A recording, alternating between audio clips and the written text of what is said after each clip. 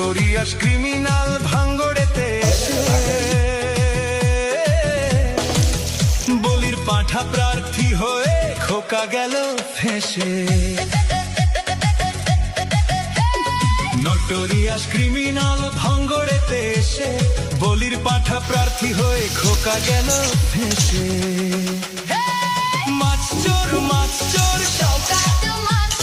ঘুম বাঁধা কাজর মোখালির গাঁজাখোর সকাল সন্ধে রাত ভোর